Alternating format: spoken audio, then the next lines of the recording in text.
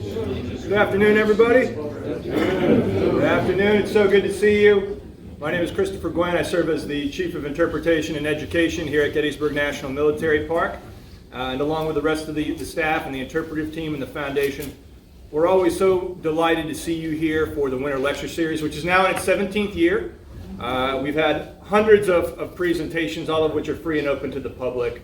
And we're so excited to continue that tradition this year, and again, to see you all here for our kickoff program. Just a couple of reminders: if you do have a cell phone or a smartwatch or anything that might make noise, we do ask you to turn that off out of respect for your fellow visitors. And I would also remind you that all of the programs this year, as well as the past previous years, have been filmed, and they're available for free through the Gettysburg Foundation YouTube page. So if you want to watch this program again or catch something you might miss coming up, I would direct you toward the foundation. They've done a tremendous job cataloging and making public these programs here in Gettysburg. It is my great honor to be able to introduce our speaker today, Christina Moon. Christina Moon grew up in Down East Maine with a love of both history and the sea. As a senior in high school, she joined the student crew of the 188-foot, three-masted Concordia, a Canadian sailing ship, and spent a year sailing around the world. She studied naval architecture and marine engineering at the University of New Orleans and worked professionally in the maritime industry, earning her U.S. Coast Guard master's license, equivalent to a captain's license. In 2008, she became a licensed battlefield guide here at Gettysburg. And now in her 18th year as a full-time guide, has led approximately 7,500 tours, not people, as tours, of the battlefield. In 2023, she hiked the Camino de Santiago, a journey of more than 500 miles across France and Spain, reflecting her lifelong approach to travel, to research, and experiential learning. She's one of many guides that we have at Gettysburg National Military Park that are not only a tremendous source of wealth and knowledge, but give so generously of their time and expertise, and that's certainly no exception today. So please join me in welcoming Christina Moon.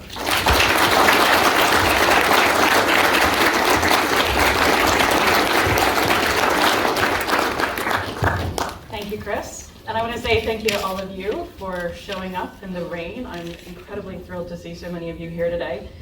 This is not an easy topic. We talk about Reconstruction, we talk about Reconstruction violence. And throughout the presentation today, there's going to be some probably difficult material, there's going to be discussions of racial violence, and there may be some period imagery that you might find unsettling. But I want to thank the National Park Service for giving me this opportunity to share this program with you. It's a topic I've been working on for about a year and a half now, and has kind of grown close to my heart. We have the stories of about 36 different Gettysburg veterans who show up in Reconstruction era Louisiana. So with an hour per veteran, 36 hours, we should be out here by early Monday morning. So we'll take a couple breaks. So this project, this research started with kind of a simple question about a James Longstreet quote, which eventually led me to read every single published biography I could find on James Longstreet.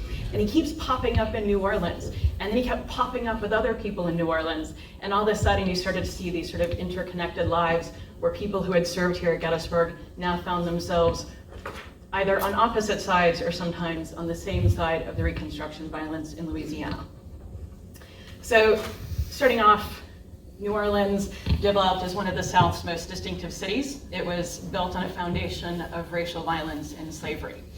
Initially, under both French and Spanish control, New Orleans became one of the largest international slave trading ports in the country. More than 100 ships carrying more than 21,000 enslaved Africans were brought into the country through the port of New Orleans. When we as a nation outlawed the international slave trade, New Orleans became the largest domestic slave trading market in the country. The state of Louisiana and the city of New Orleans were both built and thrived on enslavement. By 1860, New Orleans is now the South's most cosmopolitan city. With a population of about 170,000 people, 85% were white, 6% were free people of color, and 8% were enslaved. New Orleans ultimately will enter the Reconstruction period with a long institutional history of racial violence, and that legacy ultimately shapes everything that will come.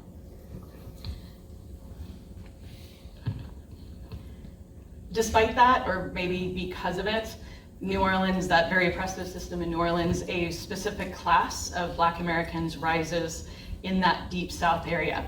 They were often known as the gens de couleur libre. I apologize for my French. The free people of color, typically French, typically Catholic. And this community achieved remarkable things under that oppressive system, including incredible levels of literacy and skilled labor and property ownership. By 1863, the free people of color in New Orleans had accumulated more than $2 million worth of property wealth. These were businessmen, they were doctors, they were artists, they were craftsmen. On the left side of your screen is Louis-Charles Roudanet. He and his brother Jean-Baptiste founded the first daily Black newspaper in the country, the New Orleans Tribune. To the right of your screen is Oscar Dunn. Oscar Dunn is the product of hereditary racial enslavement. He was born to an enslaved woman. His father, when he was 10 years old, was able to buy his entire family out of enslavement. The Reconstruction politics in Louisiana ultimately grew out of this existing Black leadership class. So this isn't just a post-war creation, not something that we see the United States government come in and do, but rather an expansion of something that already existed. This Black leadership class that had civic institutions, political ambition, and organizational experience. In 1862, all of that is about to change when David Farragut and Benjamin Butler storm ashore and on April 25th, capture the city. New Orleans becomes the first major Confederate city under long-term Union control. Because of that, you start to see significant levels of self-emancipation of formerly enslaved people from primarily the sugar and cotton plantations across Louisiana. The state eventually raises the largest number of Black troops to fight for the United States Army during the Civil War. About 24,000 Black Louisianans fight for the United States Army. And one of the first units ever raised was the 1st Louisiana Native Guard, known as the Corps d'Afrique, and they're raised in September of 1862, which is before the Emancipation Proclamation. So in 1864, as the war is still going on, Louisiana held a constitutional convention to create a new constitution that would ultimately outlaw enslavement and create a universal segregated public education. What it failed to do was grant Black men the right to vote. So following the war, Abraham Lincoln is gone. His initial plans for Reconstruction die with him. And Andrew Johnson takes over.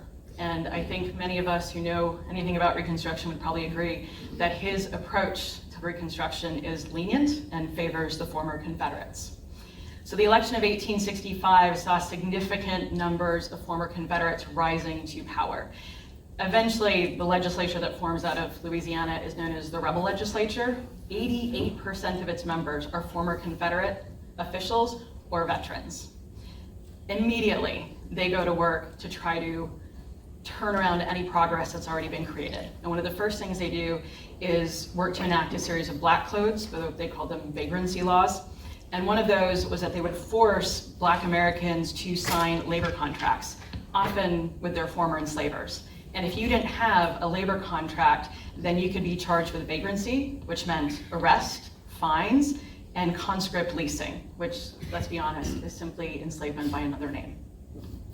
In March of 1866, the rebel legislature overrode the governor's veto to hold municipal elections in the city of New Orleans.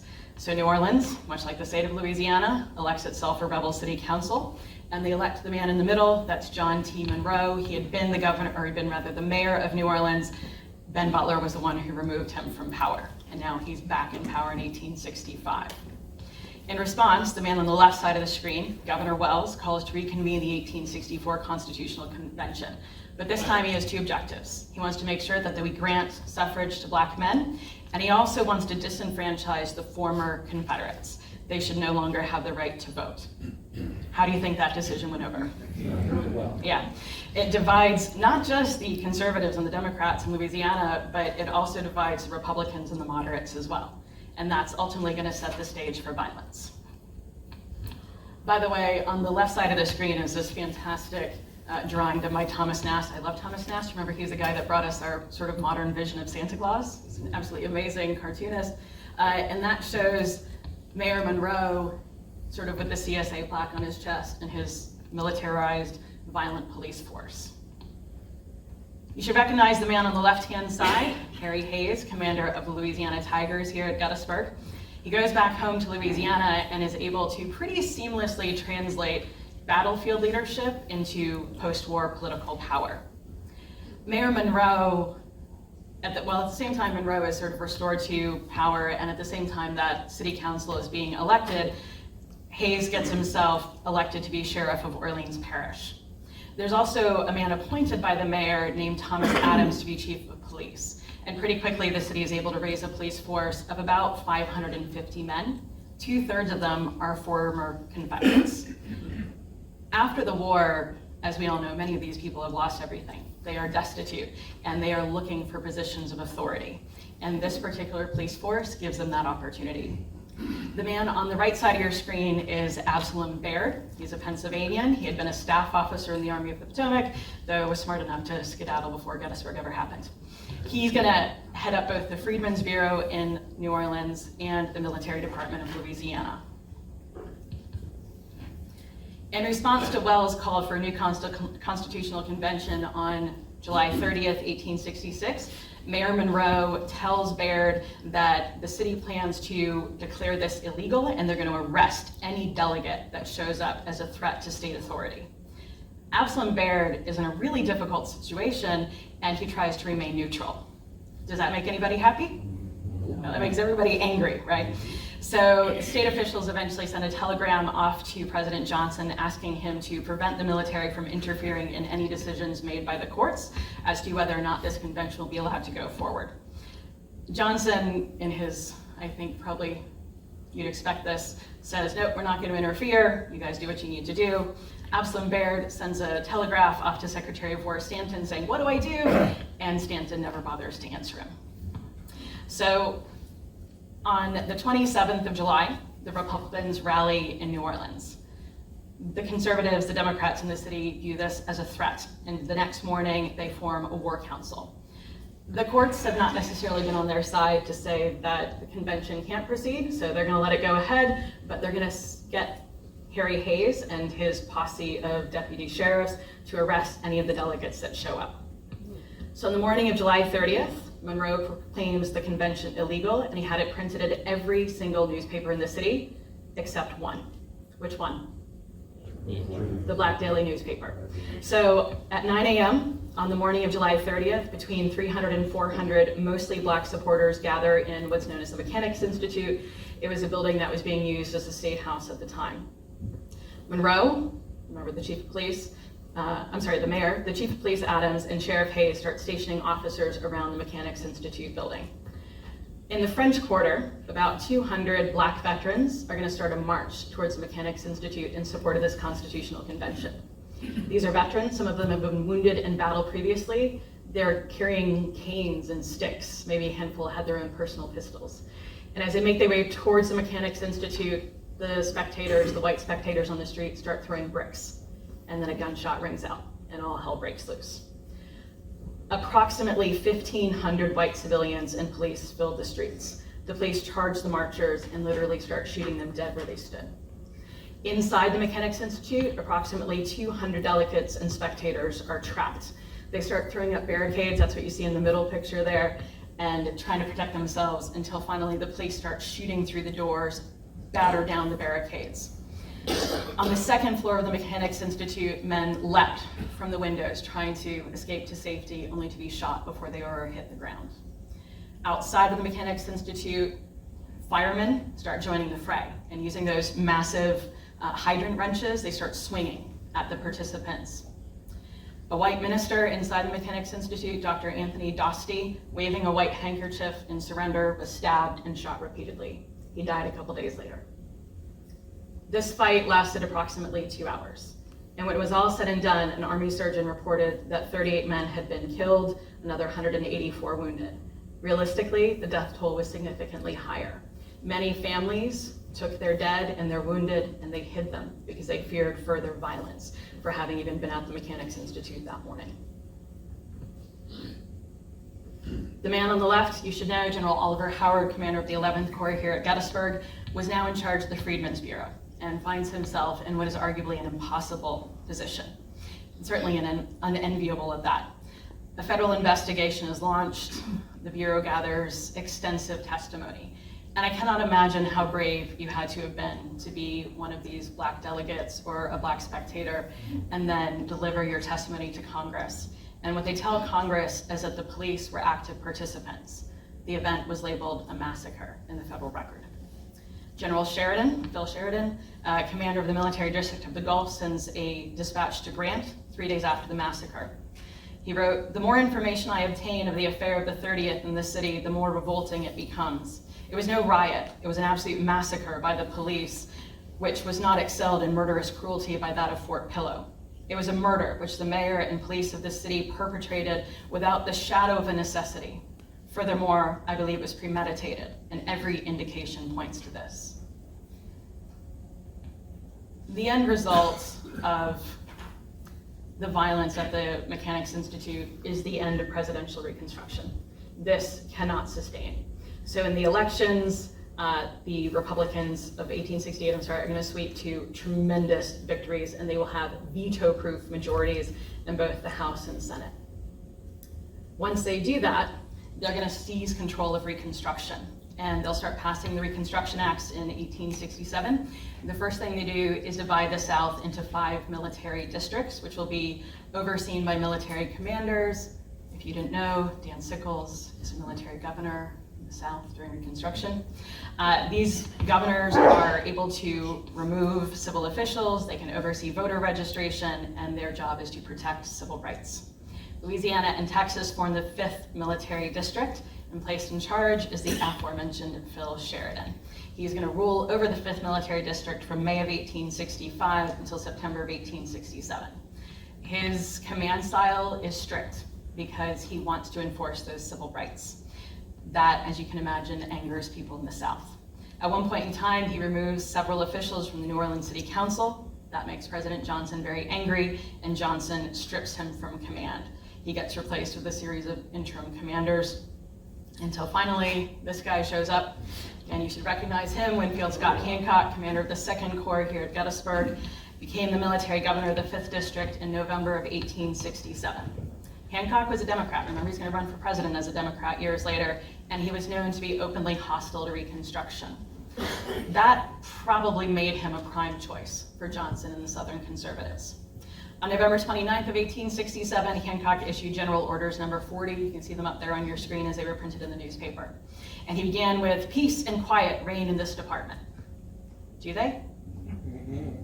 He continued, "When insurrectionary force has been overthrown and peace established and the civil authorities are ready and willing to perform their duties, the military power should cease to lead and the civil administration resume its natural and rightful dominion." The Republicans view this as handing power back to the men who had fought to preserve slavery. This is an abdication of Reconstruction. Black leaders and radical Republicans condemn it. Historian Richard Current Nelson wrote, "Hancock had absolutely no use for the Reconstruction Act, and he tried as hard to sabotage it as Sheridan had tried to make it work." Hancock's time in New Orleans was fairly short. At one point in time, much like his predecessor Sheridan, he chose to remove several people from the city council. He also removes Black men from the roles of prospective jurors. Grant orders him to reinstate them, and Hancock decides to resign instead. You know that guy. So that is General James Longstreet. He is probably the reason we are all standing, or I'm standing and you're sitting in this auditorium today, in the 87 biographies of him that I read. After Appomattox, he's without a job, and his financial prospects are somewhat bleak. So he heads south with his aide, T.J. Goree, gonna head for Texas, Goree's home state. He gets to New Orleans, decides, hey, this is a pretty great place. New Orleans, because of the Union rule for years, was essentially untouched by the hard hand of war in many ways. He goes into business with William Miller Owen, who had been with the Washington Artillery and served under Longstreet for years. They opened up a cotton brokerage with Owen and his brother Edward. And then he does something remarkable, or maybe unforgivable, if you're a former Confederate veteran. In 1867, the editors of the fairly Republican-leading New Orleans Times start asking prominent citizens to write letters and sort of comment on what's happening during Reconstruction. And he wrote a series of letters, and in those letters, he tells his former Confederates that the Republicans are in charge and we should acquiesce to their rule. We lost the war, it's theirs to make decisions now. And the thing that probably destroys him the most in the eyes of many is that he goes on to publicly support suffrage for Black men. Personally, I think his motivations are probably less than idealistic. He wrote to his friend R.H. Tolliver that since the Republicans demanded Black suffrage, first of all, they should try it themselves in the North, but he also said that Southern white men should join the party to control it. Otherwise, the freedmen might gain control and displace the former Southern white elite. That sounds a lot like self-preservation. He's viewed as a traitor and excoriated in newspapers all across the country. He became a political apostate. But Longstreet joined the Republican Party because I think he could see the political winds were shifting. The Republicans controlled every mechanism of government, and if he was going to get ahead, he would need to align them. His old friend, Ulysses S. Grant, they've been friends at West Point. He's married to Grant's cousin, was elected president in 1868. Longstreet had been trying to get a pardon from the Johnson administration with no luck. In fact, Johnson said, "You're one of 3 people I will never pardon." And then right after Grant is elected, he receives his pardon. Should wonder if Grant's working behind the scenes there, right? Grant also gives his good buddy a patronage position. The government thrives on patronage at this point in time. And Grant makes him surveyor of customs for the city of New Orleans. That comes with, this is 1868, guys, a salary of $6,000. That's a lot of money. But that's just the base salary, because typically that position saw it padded by fees and graft, if we're being honest. Longstreet's biographers tend to give him the benefit of the doubt, saying he's just bad at politics, right? I think realistically, Longstreet is a political actor, and even bad actors are still actors. So the problem for Longstreet wasn't that he was bad at politics. It didn't make him apolitical, it simply made him vulnerable. And that vulnerability shows up in the Lost Cause, when other former Confederates, who we certainly know from here at Gettysburg, Jubal Early, William Nelson Pendleton, make Longstreet the target of the arrow that becomes the Lost Cause in an attempt to completely destroy his Gettysburg reputation. The man on the left you might not be familiar with. He is not a Gettysburg guy. This is Henry Clay Warmoth. He was from Illinois. He was a Union veteran. He served at Vicksburg, was stationed in New Orleans for a while as a lawyer. After the war, opens a private law practice and becomes a leading radical Republican within the city. In 1865, New Orleans, Louisiana Republicans sort of put together an election for a territorial delegate. It's open to both Black and white voters. Warmoth is elected territorial delegate. He got 19,000 votes. Of the 19,000, 16,500 of them came from Black voters. So he heads off to Washington, D.C. in December of 1865, hoping to be seated in Congress, and he meets these 2 men. So on the left of your screen, of course, is Thaddeus Stevens, one-time Gettysburg resident, probably the most powerful radical Republican in Congress and the architect of the Congressional Reconstruction policy. The man next to him is Edward McPherson. How many times have you stood at his farm? So he was a lawyer. He had worked with Stevens in a law practice. At one point in time, he'd been a congressman, lost his re-election bid, and Stevens gets him the job of clerk of the House, which is an incredibly powerful position in Washington, D.C. McPherson and the Republicans ultimately refused to seat delegates from Virginia, Tennessee, and Louisiana. That includes Warmoth. But the connection he makes in Washington in December of 1865 are going to prove incredibly invaluable. Power flowed from Washington into state politics through personal connections, not through institutional structures. Men like McPherson could make or break state governments, which made Reconstruction vulnerable to the ambitions of men like Henry Clay Warmoth. In April of 1868, Warmoth was elected governor at the age of 26. Oscar Dunn, I mentioned him on one of the earlier slides, became lieutenant governor. And the run up to the election, the New Orleans Tribune, the black daily newspaper, published, it's the 1860s they published, pretty critical editorials of Warmoth and his quick ascendancy to the governorship. Warmoth doesn't like that kind of negative press, so he calls on his buddy Edward McPherson in Washington, and he gets the Tribune's government printing contract revoked in February of 1868. The Tribune can't survive without that government printing contract, so they're forced to shut down in April of 1868. The government contract then goes to a new upstart paper, the New Orleans Republican, of which Henry Clay Warmoth owned 25% of the shares. Warmoth will ultimately prove to be a one-man engine of political corruption. By November of 1868, we're going to have the national elections. The political winds are shifting in Louisiana. And despite constitutional guarantees of black suffrage and the disenfranchisement of former Confederates, racial violence is sweeping across the state. And that prevents a significant number of black men from voting in that election. Despite that, unprecedented numbers of black men will rise to power at the parish, state, and national levels. And that's only going to serve to intensify white resistance. The legislature placed the New Orleans Metropolitan Police Force under the governor's control. Warmoth also goes on to create a biracial segregated militia force of about 5,000 men. And he appoints James Longstreet to be the adjutant general of the militia. Warmoth has this idea that if he appoints former Confederates to positions of power, it will bring them over to his side of politics.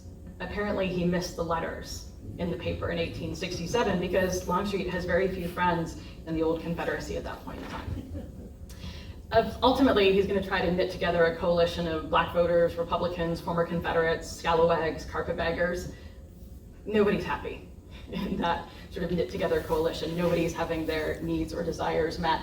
Black people are particularly unhappy that he is trying to appeal to their former enslavers, and Southern whites simply cannot tolerate black suffrage at this point in time. These sorts of coalitions and the fracturing inside these coalitions lead to the Republican Party itself fracturing.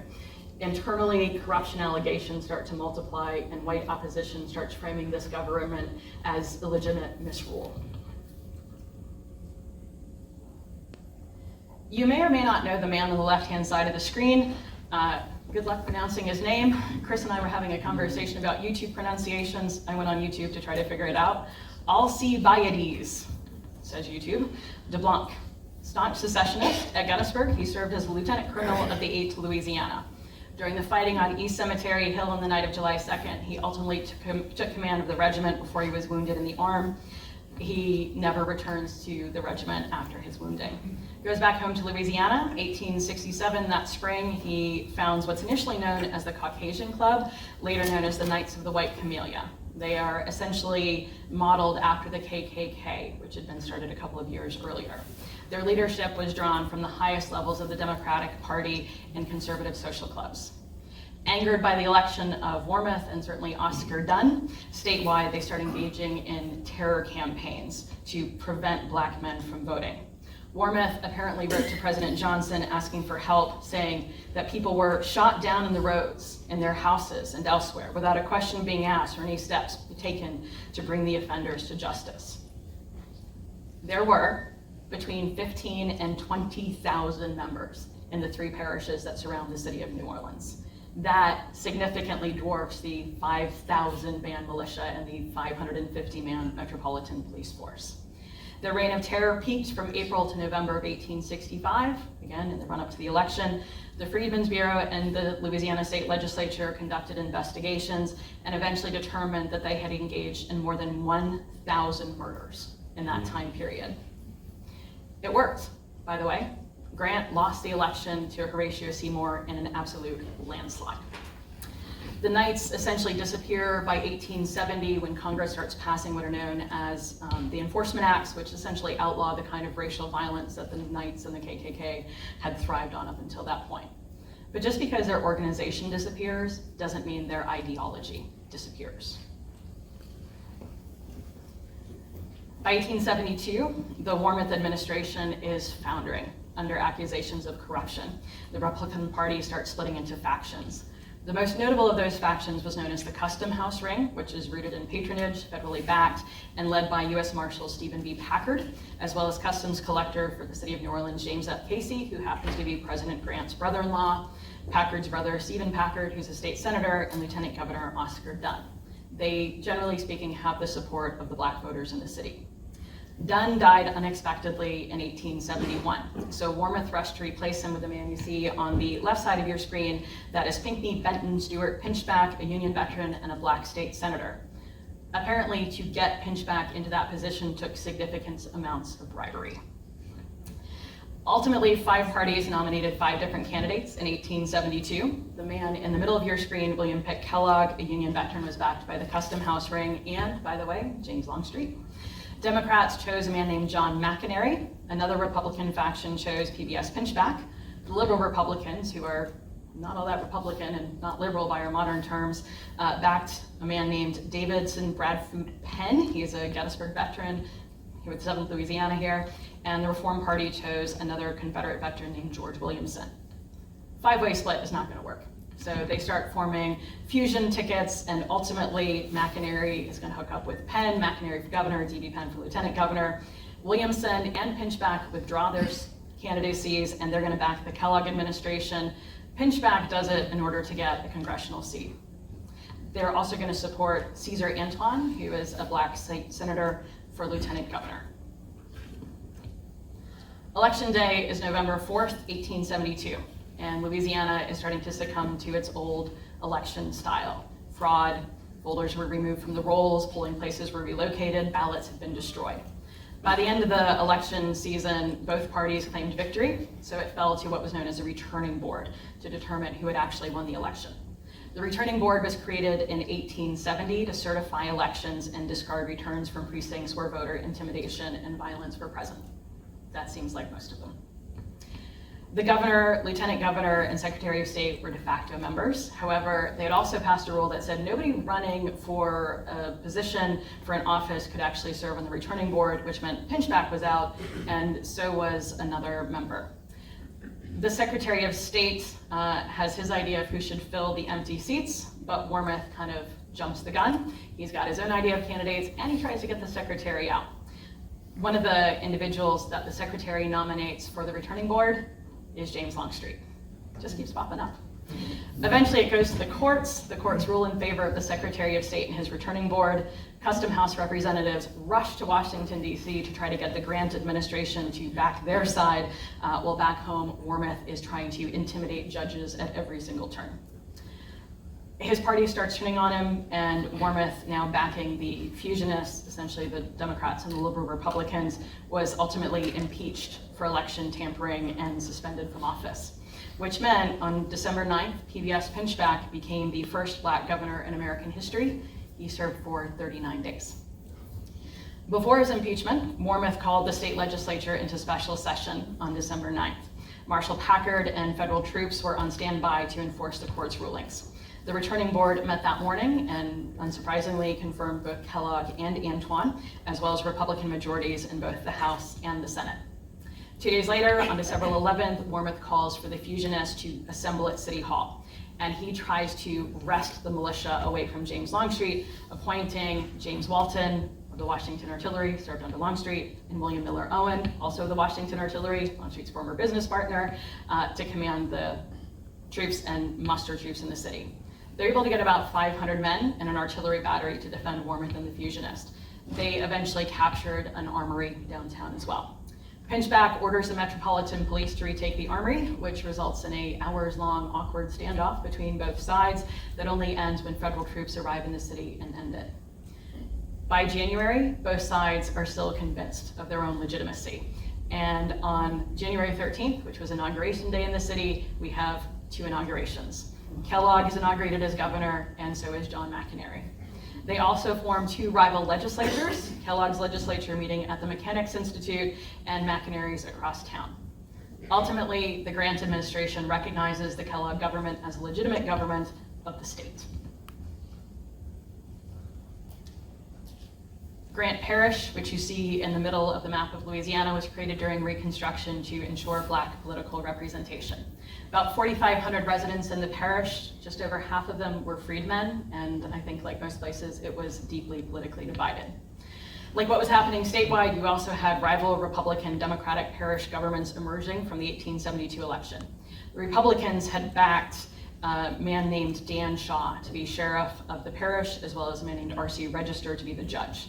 The fusionists had their own candidates. They elected Christopher Columbus Nash, you see him on the right side of the screen. He was a lieutenant in the 6th Louisiana here at Gettysburg, and for sheriff, and Alphonse Cazabe as a judge. Wormuth, not sure with what power, signed commissions for the fusionists. Kellogg signed commissions for the Republicans. So, see where this is going. So Shaw and Register show up at the Colfax courthouse. They find it locked, and apparently Dan Shaw literally climbed through a window to to try to gain access to his office. Rumors start to circulate that Nash and Casabay are going to mount an armed invasion of the parish and certainly of the town of Colfax. In response, Shaw deputizes 15, 20 Black Republicans to occupy the courthouse and to defend elected officials. Armed white posses spend the next several weeks terrorizing the town and the parish. Grant Parish representatives make their way to meet with Governor Kellogg, begging him to send the militia to help them out. He refused, but he agreed to send one representative of his government. Who was it? James Longstreet. Yeah, Longstreet, according to historian Elizabeth Barron, if any of you have read her recent book on Longstreet, says that he tried in vain to make his way upriver to Colfax. He asked between 30 and 40 different boatmen to take him upriver, and nobody would give him a ride because they refused to be associated with the Kellogg government. On Easter Sunday, which fell on April 13th, 1873, Christopher Columbus Nash gathered a posse of about 165 men. Half of them were former Confederate soldiers. Many were former members of the Knights of the White Camellia or openly identified as members of the KKK. Dave Paul, the leader of the Rapides Parish KKK, rode in front of the assembled posse and told them, "Boys, this is a struggle for white supremacy. There are 165 of us to go into Colfax this morning. God only knows who will come out. Those who do will probably be prosecuted for treason, and the punishment for treason is death. Anyone unwilling to die for the cause was encouraged to leave. About 25 men left. Those that remained armed themselves with multiple weapons. The Colfax courthouse was defended by about 150 Black men. There were an equal number of Black women and children who had also taken refuge inside the courthouse. The defenders, without leadership and tools, tried to build a trench around the courthouse. They also lacked ammunition. They had approximately 2 rounds per man. Nash went to town that morning and called on the defenders to surrender the courthouse. They declined, and he gave them 30 minutes to clear out the women and children. The women and children fled, as did the white defenders, including the sheriff, Dan Shaw. At noon, Nash's men began their advance. For 2 hours, they fired on the defenders until they were able to finally flank the courthouse position. Nash's men advanced a cannon to within 100 yards of the defenders, which caused them to flee back towards the courthouse. They charged and pursued the fleeing defenders. The posse ultimately set fire to the cypress-shingled roof of the courthouse. The defenders tried as best they could to put out the flames, but they didn't have any water. So they started to knock down the shingles, but every time they raised their heads, they were shot. The remaining defenders, without any hope of staying, emerged from the courthouse waving white handkerchiefs and shirts. They were met with repeated volleys of gunfire, which only ended when Nash ordered his men to stop firing, not out of compassion, but because his own men were being shot. The survivors were rounded up and taken prisoner. Nash had been a prisoner of war during the Civil War. He intended to let them go, but eventually his own posse turns against him. And a local plantation owner named William Crookshank rounds everybody up, starts moving them for transport, and instead lines them up and shoots them in the backs of their heads and necks. Estimates of the dead range from 150 to several hundred. Colfax was the single bloodiest instance of racial violence during Reconstruction. Using the Enforcement Acts of 1870, federal prosecutors indicted nearly 100 white perpetrators, including Christopher Columbus Nash, on conspiracy to deny the freedmen their constitutional rights under the First, Second, and 14th Amendments. 3 defendants were convicted on multiple charges, including William Crookshank, who later appealed the decision to the United States Supreme Court. And what is arguably one of the worst decisions handed down by the United States Supreme Court in U.S. v. Crookshank, they overturned the convictions and gutted the Enforcement Acts. Essentially, the government was told they could no longer prosecute racial violence and civil rights violations. That enforcement rested with the state, and states of the former Confederacy were unlikely to prosecute many of those crimes.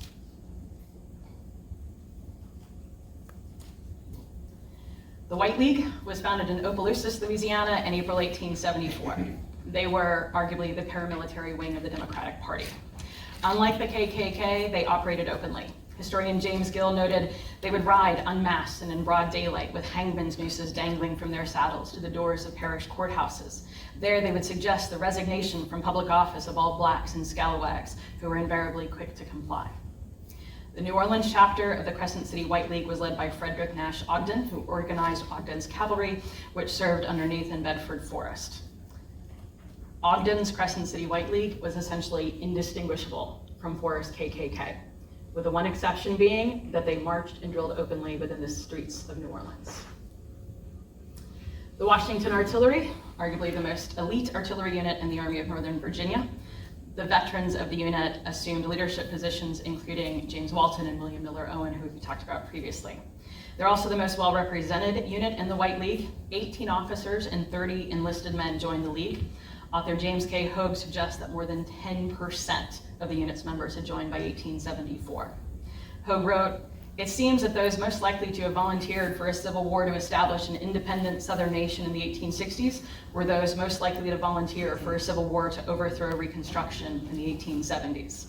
The high number of enlisted men of the Washington Artillery joining the White Leagues also supports the unsurprising but nevertheless telling conclusion that Confederate soldiers tended to follow the lead of their officers in joining the violent campaign against Reconstruction." The Crescent City Democratic Club renamed themselves the Crescent City White League on July 2nd, 1874, nearly 11 years to the day from the time they had fought here at Gettysburg.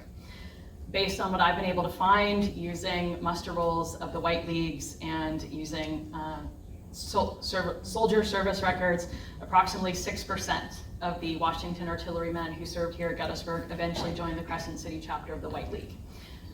I think we all know that Confederate records are notoriously incomplete. I think that number is probably much higher. And I would also point out that the Crescent City chapter is one chapter across a very large state.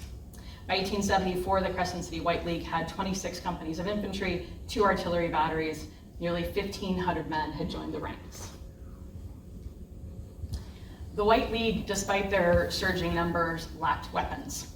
So in September of 1874, the superintendent of the Metropolitan Police Force in New Orleans, Algernon Sidney Badger, learns from an arms dealer in the city that the White League is trying to get their hands on and stockpile weapons. The Metropolitans start searching all across the city and come up with almost nothing. New information eventually suggested that there was a cache of weapons aboard a steamer that was docked in New Orleans, the Mississippi, and the White Leaguers intended to get the weapons by any means necessary. So on the night of September 12th, D.B. Penn met with leading conservative politicians and White League officers. He didn't want a violent attack against the police. He worried that with all the searches going on, it might create a need for federal intervention. At one point in time, he actually suggested kidnapping Governor Kellogg. That doesn't get a lot of traction. So instead, he says, well, let's hold a big rally in downtown New Orleans, and maybe that rally will have the added political benefit of overthrowing the Kellogg government. There's a lot of pressure for a rally. On Sunday, September 13th, a column appeared in the Daily Picayune announcing the assembly. You can see at the bottom of the column, "We call upon you on Monday morning, the 14th day of September, to close your places of business without a single exception, and at 11 o'clock a.m. to assemble at the Clay statue on Canal Street, and in tones loud enough to be heard throughout the length and breadth of the land, declare that you are, of right ought to be, and mean to be free." Kellogg sent a telegram to Grant asking him for assistance. In response, Grant dispatched the 3rd United States Infantry, now under the command of John Rutter Brooke. You should know him from the wheat field here at Gettysburg. He was injured there on July 2nd. At 11 a.m. on the 14th of September, 5,000 mostly armed white men gathered at the Henry Clay statue, which is kind of right here in the middle of our map. Speakers all around start to decry the Republican government as the cause of all their troubles. Judge Robert Marr, who was a former lawyer who had defended the Colfax murderers, told the crowd that McInerney and Penn had been elected by significant margins and that the, quote, existing government of the state is a usurpation, the result of violent abuse of judicial function and sustained by force. The crowd calls for Kellogg's resignation. Kellogg had taken refuge in the Custom House. So they go over to the Custom House, they try to speak to him, he refuses to speak to anybody that is behaving violently. So they go back to this increasingly agitated crowd, and Marr tells them that Kellogg would neither resign nor speak with them. The response is, hang him, hang Kellogg. McInerney had fled the state, so that left D.B. Penn in charge of the Democrat fusionist government. Calling himself the acting governor, Penn issues a series of proclamations to the very angry crowd. He said, "Through fraud and violence, the government of your choice has been overthrown and its power usurped. The right of suffrage is virtually taken away from you by the enactment of skillfully devised election and registration laws. I do hereby call upon the militia of the state to arm and assemble under their respective officers for the purpose of driving the usurpers from power." Kellogg ultimately places James Longstreet in defense of the local government, and he's instructed to use his own judgment in regard to the disposition of the loyal force. Longstreet assembles what remains of the Louisiana militia at the State House. He's got about 475 black militiamen and approximately 500 white Metropolitan Police officers at Jackson Square, which you can see in blue. Longstreet intended to hold the positions until attacked. His plan was to use the Metropolitan or the black militia force as a reserve and allow the better trained, better equipped Metropolitans to protect the Custom House. Historian Justin Nystrom notes, General Longstreet had once been in command of a state militia that included many former Confederates. With the assent of Kellogg, however, only his black regiments remained in uniform. Longstreet, unsure of their ability to meet the coming foe, kept them as a reserve guard at the State House, which occupied the old St. Louis Hotel in the French Quarter. By early afternoon, approximately 6,000 White Leaguers began to barricade the streets with logs, barrels, horse cars, whatever materials they could find. They stationed themselves at all the primary intersections in the city, and heavily armed White Leaguers took positions in second floor of buildings with ample windows to shoot from. At 3 p.m., they start to organize in force. In response, Longstreet orders the Metropolitans, armed with a Gatling gun and 2 12-pound Napoleons loaded with canister, to redeploy towards the Customs House to protect the officials. The first shots were fired at 4 p.m. General Badger literally went out and read the riot act to the crowd. In response, White League snipers start firing at him and his officers. Eventually, Badger and Longstreet learn that the White Leaguers are shifting position towards Canal Street along the levee, so the Metropolitans move to meet the new threat, only to find themselves in a painfully exposed position. Badger tries to rally his men, only to be shot 4 times. His horse is shot out from under him, and he's captured. The Metropolitan line broke and scattered towards the Custom House, the State House, and Jackson Square. Longstreet, who had been hiding out at the Customs House up until this point, emerged from the building and tries to rally the remaining Metropolitans. It has very little impact. The situation devolves into a melee. Longstreet is wounded, he's thrown from his horse, he re-injures the arm that he had injured at the Wilderness. He's drugged back into the Custom House where most of the Republican office holders are hiding out. No one knows how long this fighting lasted. Estimates range from an hour to several hours. 16 members of the White League were dead, dozens more were wounded. Somewhere between 11 and 13 of the city's defenders had been killed, with 60 more wounded, and at least 6 bystanders were killed. At the end of the day, General Brooke arrived with the 3rd U.S. Infantry, but the White League had seized the majority of the city. They managed to also seize the weapons cache aboard the Mississippi and occupied most of the state buildings and had taken the telegraph wires. That gives Penn the opportunity to wire McInerney. "I am in complete possession of the city and state government," and he tells him to come back. On the morning of the 15th, the next morning, White Leaguers captured Jackson Square Police Station and the state arsenal following the surrender of whatever Metropolitans were left at that point. At 2 p.m. on September 15th, less than 24 hours after the fighting had begun, before a crowd of 25,000 people, Davidson Bradford Penn was sworn in as governor of Louisiana. News arrives in Washington of the violent insurrection in New Orleans, and Grant demands that these violent factions in the city disperse. He says he wants to clean them out. He even goes so far as to say he's going to put his uniform back on and return to field command, if that's what it takes. Cooler heads prevailing, he dispatches General William Emory to the city. Emory arrives on September 16th, only to discover he's on the same train as John McInerney. That night, he meets with McInerney and Penn to negotiate a surrender and orders that everything taken by force be returned to the city. Emory also appointed a new interim military governor on September 17th, John Rutter Brooke, who 11 years ago to the day had been wounded at the Battle of Antietam. Within 48 hours, Brooke returned Governor Kellogg to his office. Military reinforcements flow into the state, and there were no serious prosecutions of the White League leadership. 2 months after the violence on Canal Street, we held national elections in this country. The Democrats scored sweeping victories all across the nation. The Louisiana House, which had been held by significant Republican majorities since 1868, was now split 53 to 53. But by January, several months after the election, there were still 5 disputed seats that needed to be decided by the returning board. The returning board was going to decide who would control the Louisiana state legislature. At noon on January 4th, the clerk of the House gavelled the session into order and called the names of all the representatives whose elections had actually been certified by the returning board. 52 Republicans and 50 Democrats, now calling themselves conservatives, were seated. James Wiltz, a conservative from New Orleans, rushes to his feet and starts delivering this flurry of resolutions. Somehow, in the chaos, the conservatives elect him to be Speaker of the House, and he rushes to the Speaker's rostrum. He literally takes the Speaker's rostrum by force, takes the gavel from the clerk, and from somewhere, a side door, a Justice of the Peace arrives and swears him in as the Speaker of the House. They also swore in a new clerk and a new Sergeant at Arms. Oh, by the way, they also resolved the 5 seats in favor of their party. So, as you can imagine, a melee breaks out in the chamber. Republicans start physical fist fights with the Deputy Sergeant at Arms as they're trying to escape the chamber as quickly as they can. They want to deny the conservatives a quorum so they can't keep passing these resolutions. Outside, the Metropolitan Police are literally pulling the Republican members out of the building through the door. The conservatives inside call for federal intervention to restore order. The man on the left side of your screen, I hope you know, Régis de Tourbillon, fights in the wheat field here at Gettysburg, was now in command of federal forces in New Orleans. He shows up in the chamber. He's not even in his uniform. He's in civilian clothes. And very reluctant to get himself involved, he orders that all unauthorized personnel be removed from the chamber. Outside, the Republicans beg Kellogg to do something.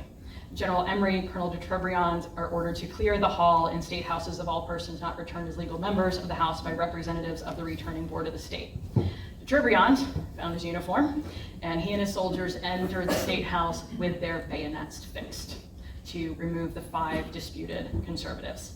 Conservatives flee the chamber. That's what you see in the picture on your left-hand side, and protest. Once again, at the point of bayonets, Republicans were returned to control, this time of the legislature, and they quickly moved to remove Wiltz as the Speaker. Grant dispatches Sheridan to New Orleans, and at 9 p.m. on January 4th, Sheridan personally took overall control of federal troops in the city. And he sends a telegram to the War Department. I think that the terrorism now existing in Louisiana, Mississippi, and Arkansas could be entirely removed and confidence in fair dealing established by the arrest and trial of the ringleaders of the armed white leagues. If Congress would pass a bill declaring them banditti, they could be tried by a military commission. The ringleaders of this banditti, who murdered men here on the 14th of last September, should in justice to law and order and the peace and prosperity of the southern part of this country be punished. De Tourbillon outside is in field command of the soldiers. There's 5 companies of the 22nd Infantry, and a couple of companies of 13th commanded by John Rudderbrooke. Next to them, 7 companies of the 13th U.S. Infantry, which are commanded by Colonel Henry A. Morrow. He commands the 24th Michigan here on July 1st at Gettysburg. And then 4 companies of the 3rd U.S., a couple more companies of the 22nd Infantry under command of the person who's, I think it's my favorite name at Gettysburg, Delancey Floyd Jones, who has served as Major of the 11th U.S. Infantry during their time here at Gettysburg. There's a wheat field reunion happening in New Orleans. Their presence stabilizes the government, and Kellogg is once again restored to power. Adelbert Ames, fellow Mainer of mine, former commander of the 20th Maine, brigade commander of the 11th Corps here at Gettysburg, served as military governor of Mississippi and publicly condemned the violence in Louisiana. He was shocked and disappointed by the outcome of the 1874 elections. According to author Robert Swicklick, he couldn't fathom what Northern voters were thinking when they handed the power back to the party of the white South, especially since the Civil War was not yet over. Ames wrote to his wife, who by the way is Ben Butler's daughter, that darker days lay ahead. The old rebel spirit will roam over our land thirsty for revenge. He was giving a warning to the people of this country that withdrawal from Reconstruction would ultimately doom Black citizenship. His warnings were dismissed as radical and impractical. Between 1875 and 1877, Reconstruction lost many of its defenders. In 1873, the country experiences what's known as the Panic. It's a significant sort of economic depression, if you will, and a lot of attention turns towards the financial troubles within the country. Military enforcement is denounced as despotic. Democrats and liberal Republicans started to withdraw support. And realistically, the violence that continued to sweep across the South was not really a scandal. It was sort of standard operating procedure. It was business. In 1865, at President Johnson's request, Karl Schurz, a Prussian-born radical and intellectual who commanded a division in the 11th Corps, for a time the Corps itself here at Gettysburg, also, by the way, was the first German-American to be elected senator in this country, 1868, out of Missouri. He undertakes an investigation of conditions in the South. His report was prophetic.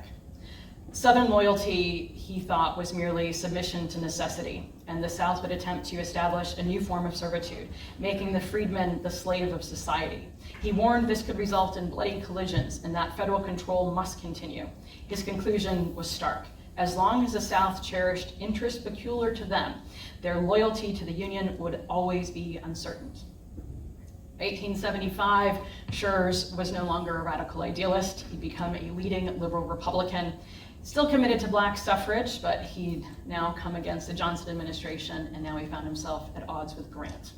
He was horrified by what happened in the Louisiana State House. To him, that became a breaking point. He once believed that freedom required federal power, and he now believed that that power had been corrupted by politics. On January 11th, 1875, 1 week after the State House crisis, Schurz used his final speech in the Senate to decry what he believed Reconstruction had become.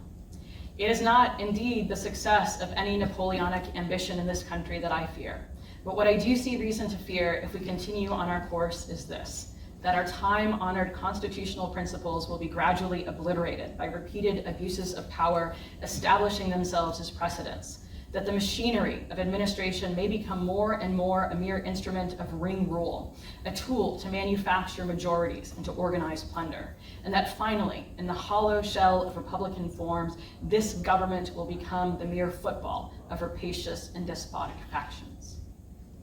Schurz honestly believed that he was defending constitutional liberty, but as the great Reconstruction historian Eric Foner noted, Schurz advocated political amnesty, an end to federal intervention, and a return to local self-government by men of property and enterprise. Schurz sincerely believed blacks' rights would be more secure under such governments than under the Reconstruction regimes.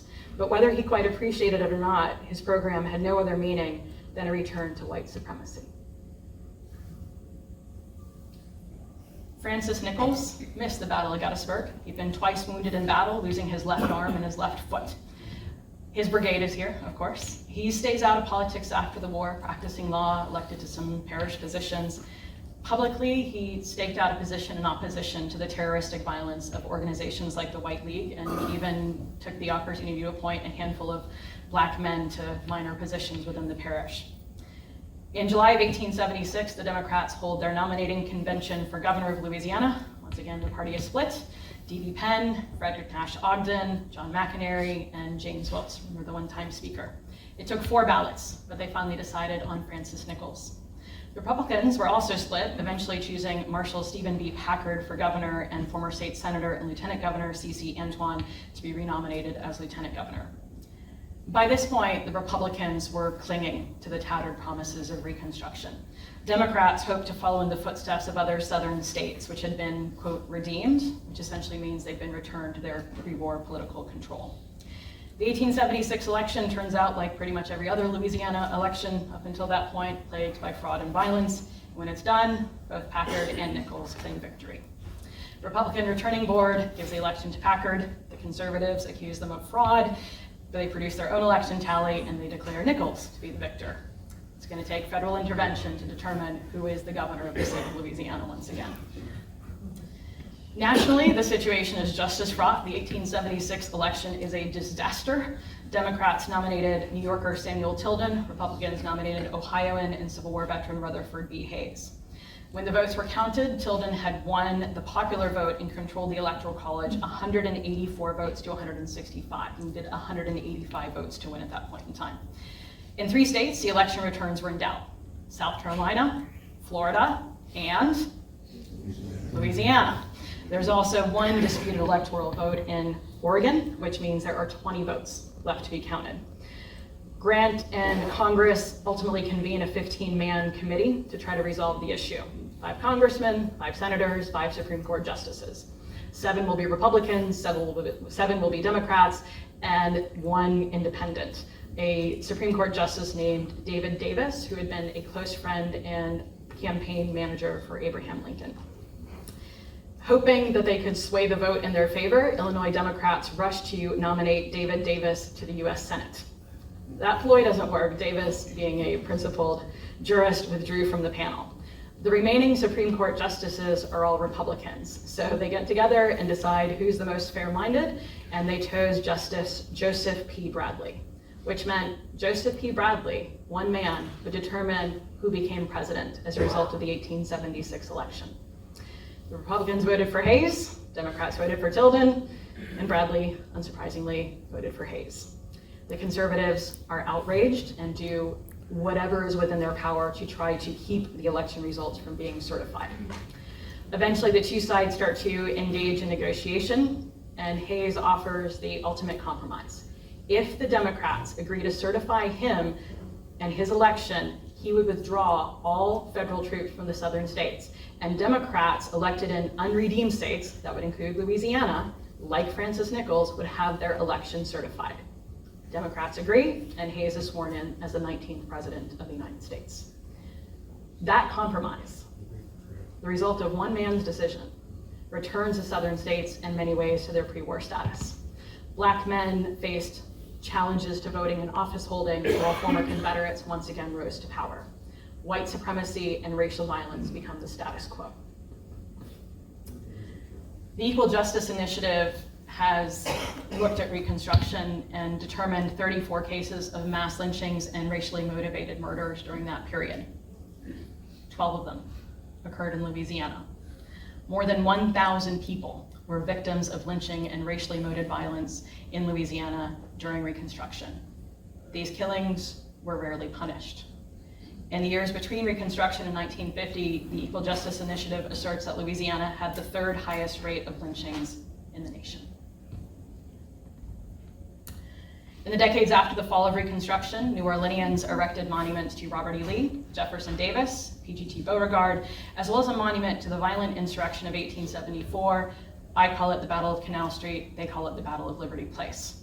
The Liberty Place monument explicitly celebrated the overthrow of the Republican government. Despite being dedicated in 1891 and 1932, they start adding plaques.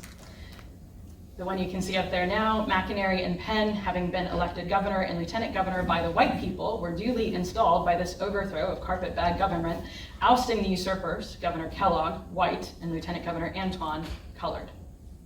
United States troops took over the state government and reinstated the usurpers, but the national election of November 1876 recognized white supremacy in the South and gave us our state.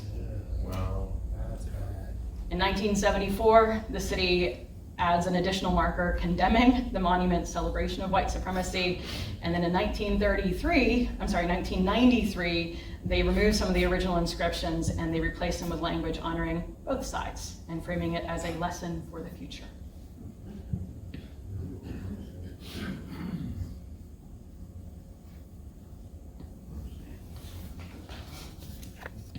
Reconstruction ultimately became a point of significant national debate. Dunning School historians framed it as a tragedy inflicted upon Southern whites, former plantation owners, and Confederate veterans. That interpretation, I should say, led to the rise of the Jim Crow laws. Black Americans saw their civil rights eroded away. And in the end, the Union may have preserved itself, but it didn't preserve or even achieve equality. The promise tested at Gettysburg ultimately remains unfinished. 13 months before his death, Frederick Douglass delivered a speech at Washington's Metropolitan AME Church on January 9, 1894. Put away your race prejudice. Banish the idea that one class must rule over another.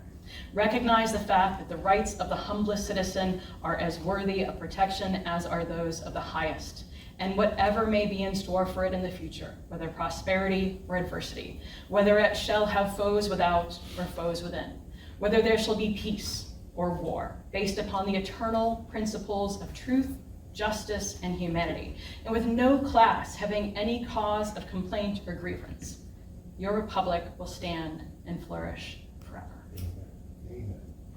I'd like to thank you all for your time.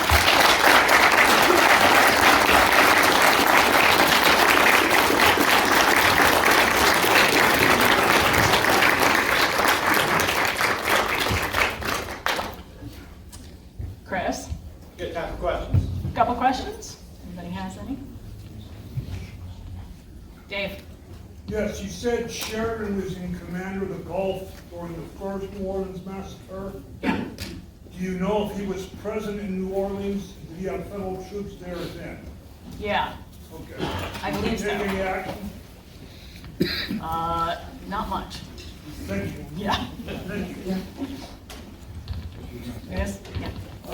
I read somewhere, and I just want to make sure if you can confirm this, that when the agreement was made to pull the federal troops out of the South, that was called the Great Betrayal, wasn't it?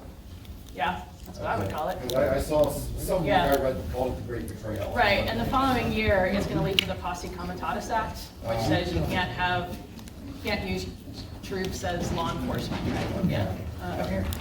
Yes, regarding the Hayes-Tilden election, Yeah, if the group had, the commission had decided in favor of Tilden, it wouldn't have done any, it would have been the same outcome. yeah, I kind of wonder about that myself, right? Like, wouldn't the Democrats have just removed all the troops from the South? So I think there were probably other factors at work behind the scenes. What is it? The reason I asked that question is that there's a sense somehow that the conservatives overthrew the liberals in that situation and gave the election to Hayes. But I don't understand what benefit would have been reaped by Yeah, I think- Tilden's election. I think regardless of who wins at that point in time, they're ultimately going to see federal troops removed from the South. But what Hayes is offering is to have those elections in the unredeemed states, right? People like Francis Nichols to actually have their election certified, which I'm not sure the conservatives would have had the power to do in many of those states, especially with kind of differing legislatures. Anyone else? Larry? So all the biographies you read, Yeah. which did you judge to be the most balanced and Nope. of the James? Nope. No.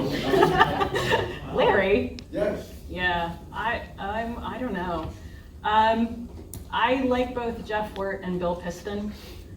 Piston's Lee's Harnish Lieutenant. That might be personal. Bill Piston's wife was my AP US history teacher in high school.